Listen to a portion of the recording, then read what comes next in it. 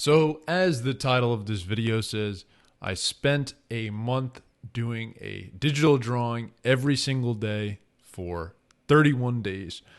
And while personally I think the drawings definitely went downhill in quality, I do not think that I got worse as an artist. I don't think my skills decreased in any way. In fact, I think my skills increased. And I think the only reason that they were worse is because of lack of motivation and lack of effort. Essentially, in short, burnout.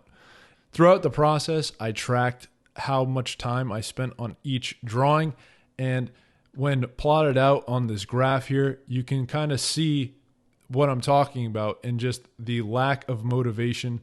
And this wasn't due to busyness in the schedule at all. This was just, it wasn't really doing it for the fun anymore. It was more so just to get it done. And I think that definitely shows in the quality of the work as well. However, I think that although some of the individual pieces didn't turn out particularly great, overall, this process in total, it added up to about 34 and a half hours of practice.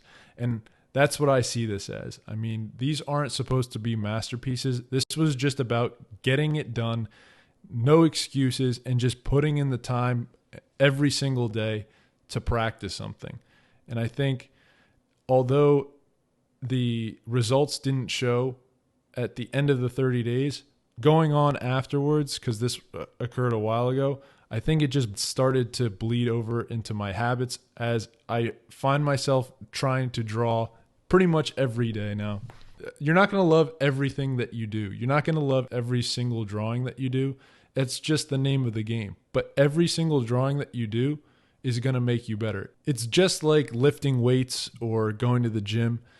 Some days you're going to be super motivated. It's going to be super easy. The weights are going to feel ultra light and you can just power through a workout. And then other days it's just an absolute slog. You don't feel like being there. The weights feel ungodly heavy, but if you do it anyway, you're always going to feel better. And I think this sort of process is the same thing.